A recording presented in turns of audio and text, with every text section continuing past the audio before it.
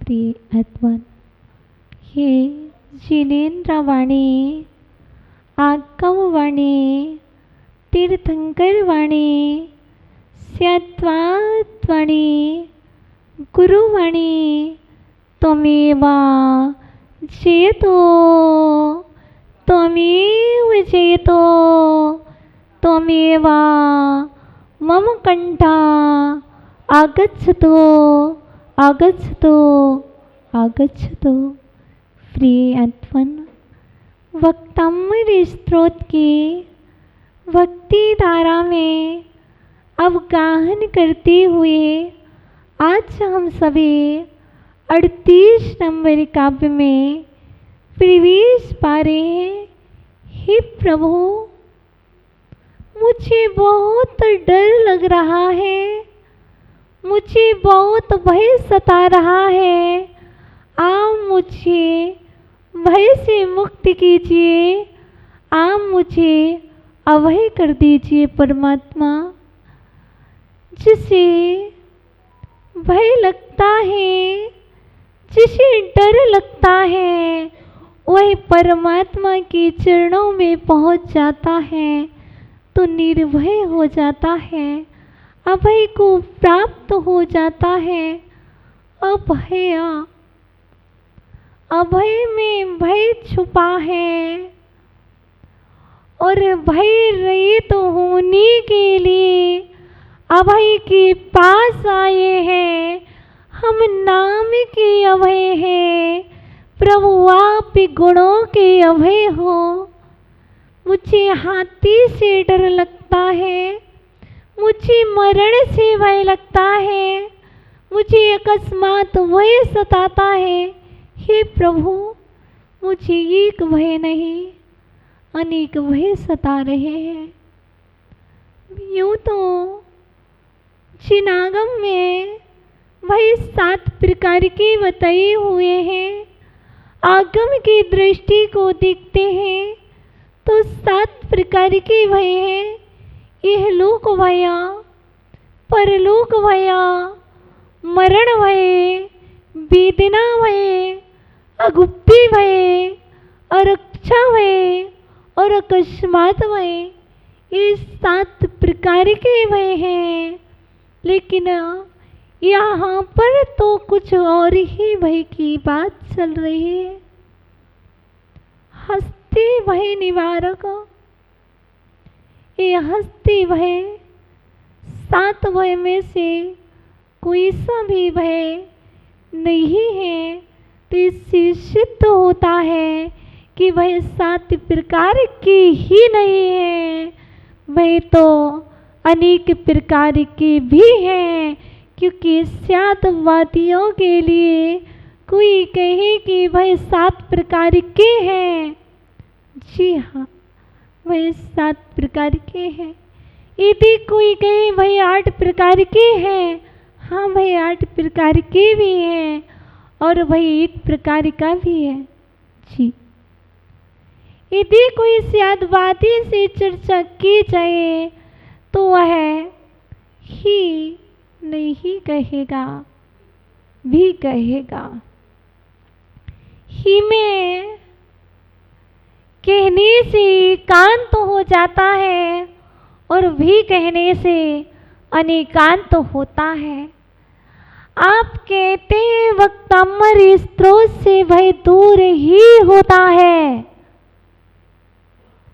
आप कहते हैं सिद्धि चक्र मंडल विधान से ज्यादा पुण्य का संचय कोई भी विधान में नहीं होता है।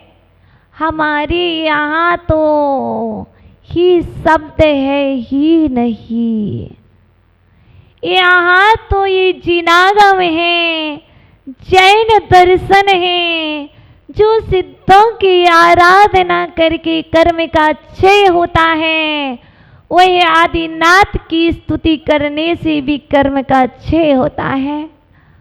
और वही कर्म का क्षय भक्तामृत स्त्रोत के 38 नंबर काव्य को पढ़ने से भी होता है और वही कर्म का अक्षय वक्तामृत स्त्रोत के प्रथम काव्य को पढ़ने से भी होता है। पूछिए श्रावकों से, क्या आप रोटी खाते हैं? वो कहेंगे नहीं, मैं राइस खाता हूं, मैं चावल खाता हूं।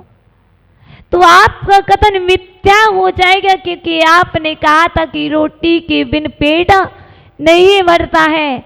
हाँ, ये बात हो सकती है कि आपका पेट, आपका उदर रोटी से नहीं भरता होगा, लेकिन सबका नहीं हो सकता है, क्योंकि किसी का चावल खाने से पेट भरता।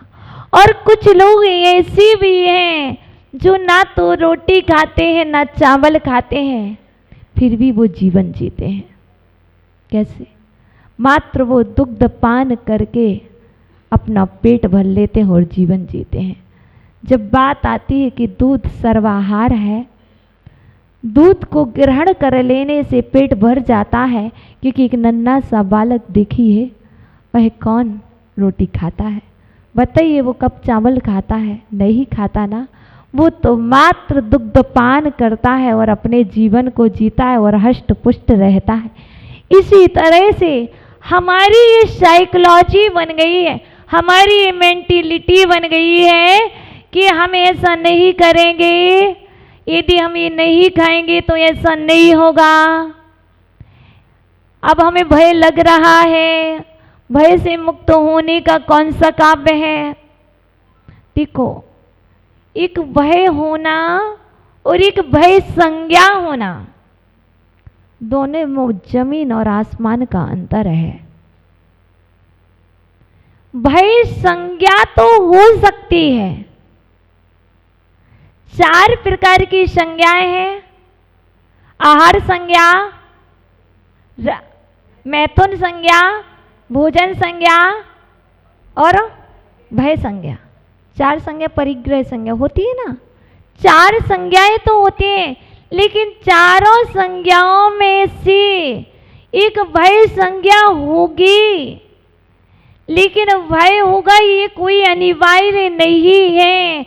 आप कहते हो कि भय संज्ञा है तो भय ही है, क्योंकि आप कहते हो माता जी आपको डर नहीं लगता।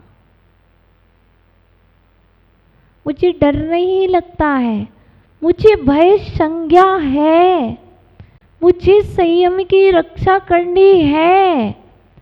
तो हमें ऐसे लोगों से सावधान रहना होगा। मुझे भय नहीं है, क्योंकि यदि भय होता तो आज आपके साधु संत ये पिछी कमंडल धारण ना कर पाते और रोड पर चल भी ना पाते।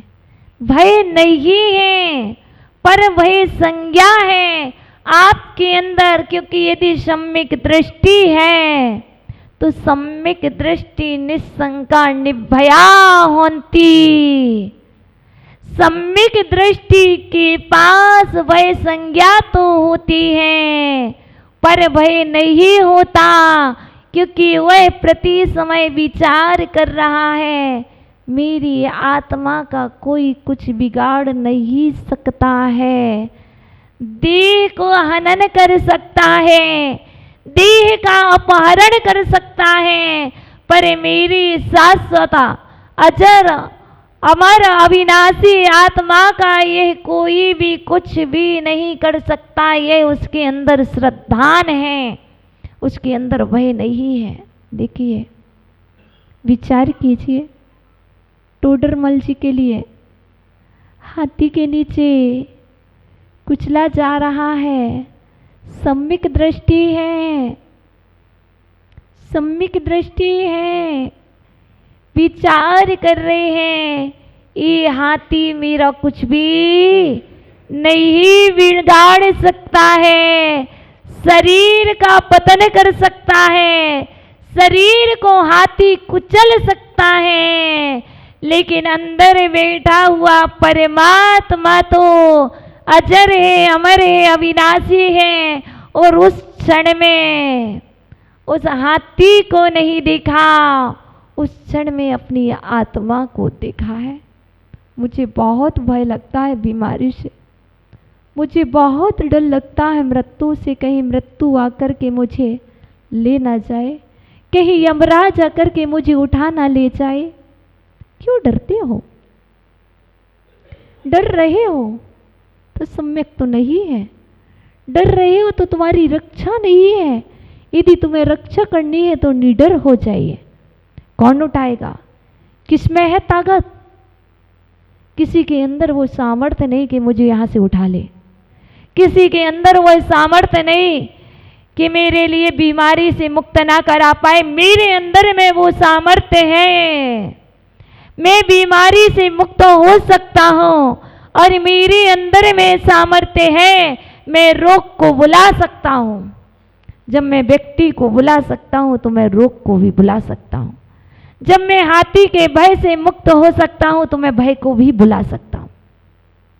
मुक्त होने की सामर्थ्य बाहर में नहीं, अंदर में है। और भय सहित होने की सामर्थ्य बाहर में नहीं, आपके अंदर में है। बहुत डर लगता है। देखिए, रात्रि है, सो रहे हैं, रात्रि है, सो रहे हैं और सोते सोते बहुत अंधकार है और अंधकार में एक बहुत अजीब सी आवाज़ आती है और आप कि एक पल के लिए नींद खुलती है और आपके मन में विचार आता कोई तो है। आपके मन में विचार आता है कोई तो है। कौन है वो? देखो, वो लाठी रखी है, नहीं अंधेरा है, लाठी नहीं दिख रही है, कोई तो है। और रात्रि में वैस रात्रि में दिख रहे वहाँ पर कोई बैठा है। बस रात्रि भर कांपते कांपते निकली, जो सोए हुआ देखा, प्रकाश हो गया, अंधकार पलायन कर गया तो देखा, अरे मैं जिस लाठी को इंसान के रूप में दिख रहा था वो इंसान नहीं था, वो तो एक खंबा था। और मैं कैसा पागल था जो देख रहा था और रात भर में डरते डरते सोया भी नहीं हूं। क्यों?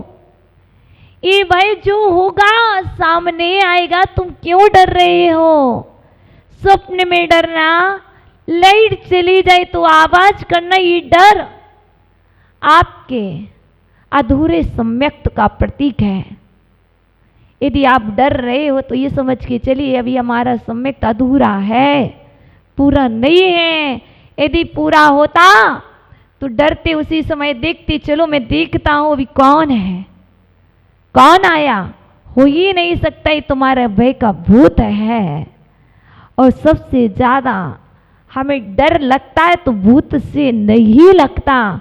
हम भूत से नहीं डरते, हम मृत्यु से नहीं डरते, लेकिन हम भय के भूत से ऐसे डरे हुए हैं। लोगों ने कह दिया ऐसा हो जाएगा, कोई ऐसा कर देगा, तो बस क्या हुआ? कैंसर हो गया। ओ, कैंसर तो पहले भी था भैया। कैंसर आज नहीं हुआ है, एक दिन में नहीं हुआ है, 2 दिन में नहीं हुआ, 3 दिन में नहीं हुआ। आपको 3-4 साल पहले भी था, लेकिन आपको ज्ञात नहीं था। कैंसर तो था पर आपको ज्ञात नहीं था भैया। बिकॉज किडनी एक दिन में फेल नहीं हुई है, किडनी एक दिन में फेल नहीं हुई है, 2 दिन में फेल नहीं हुई, 2 साल में फेल नहीं हुई है। किडनी तो खराब पहले से थी किसी की, पर जिस क्षण उसने टेस्ट कराया और जिस क्षण उसके बाद उसकी मस्तिष्क में आएगा, उसके ज्ञान में आया कि मेरी किडनी फेल है, मुझे बीमारी है, उस क्षण से वो बीमार है। हम कहते हैं कि मुझे कैंसर है, पहले क्यों नहीं कहा था? जब तक आपको था पर आपने टेस्ट नहीं कराया, मालूम नहीं था। तो बताइए बीमार किसने किया, मालूम ने कि ना मालूम ने? अर्थात मुझे ज्ञान हुआ, जो मुझे मालूम नहीं था वो मालूम ना जाने कहां से मेरे अंदर प्रवेश कर गया। वो मालूम ही एक भय है। यदि भय कोई है तो जो मालूम नहीं था वह मालूम मेरे अंदर में प्रवेश किया और उस मालूम ने मुझे बीमार कर दिया, उस मालूम ने मुझे डरा दिया। आचार्य भगवान कहते हैं तुम उसको छोड़ दो, जैसे पहले तुम्हें मालूम नहीं था ना, वो कहाँ पर है पता नहीं, पता नहीं। ऐसे ही आपको क्या पता नहीं, आपको कुछ है नहीं, मुझे कुछ नहीं है। अच्छा आपको कोई बीमारी है? मुझे तो मुकेश जी ने बताया मुझे कोई बीमारी नहीं है, मेरी मेंटेलिटी खराब नहीं है, मेरे मस्तिष्क में एक भी बीमारी नहीं है। हो सकता है इस तन को बीमारी हो, मेरे मन को एक भी बीमारी नहीं है। और यदि मेरे मन में बीमारी हो जाएगी तो मैं समझ जाओ क्या हो जाएगा, मैं मर जाऊंगा। यदि मेरे मन को बीमारी हुई तो मेरा मरण हो गया। इसीलिए सबसे पहले आज आपको मालूम है भक्तामृत स्त्रोत पर संगोष्ठी होने वाली है। आप बहुत सारी कथाएं सुने, बहुत सारे किस्से सुनेंगे। उसके पहले सबसे बड़ी हीलिंग आप पहले से कर लेना। सबसे पहली हीलिंग यही कि अपने मन को स्वस्थ करके जाना। और हम एक गारंटी से कहते हैं, चैलेंज दे सकते हैं, आप पहले मन को स्वस्थ कर लीजिए, उसके बाद आप भक्तामृत स्त्रोत पढ़ो या ना पढ़ो, आपको हम स्वस्थ कर सकते हैं। आप जप करो या ना करो, यदि कोई भी बीमारी है तो सिर्फ एक ही बीमारी है जो है भय। कैंसर से अच्छे अच्छे नहीं बचे, मैं क्या बचूंगा? कैंसर से अच्छे अच्छे नहीं बचे, मैं क्या बचूंगा? एक किडनी भी अच्छी होती तब भी हम जीवन जी लेते, पर हमारी तो दोनों ही खराब हो रहे हैं। किसने कह दिया? तुमने तो मात्र इस कैमरे से तो बाहर की फोटो ली है और मशीनरी युग से जांच करा के तुमने अंदर की देखी, लेकिन तुम्हें देखना ही नहीं आता था। तुम डॉक्टर के पास गए थे, डॉक्टर ने एक्सरा किया, एमआरआई की, सीटी स्कैन की और तुम्हें बता दिया कि तुम्हारे लंग्स में प्रॉब्लम है, तुम्हारी किडनी में प्रॉब्लम है, और तुमने मान ली। तुमने देखा था क्या? नहीं ना, तुम जानते ही नहीं थे, फिर भी तुमने श्रद्धान कर लिया। क्या कर लिया? उस डॉक्टर पर श्रद्धान किया है कि मुझे किडनी प्रॉब्लम है, मुझे जलोदर है, मुझे फीवर है, मुझे ब्रेन हेमरेज है, मुझे ब्रेन ट्यूमर है। ये सारा श्रद्धान किस पर किया? डॉक्टर पर।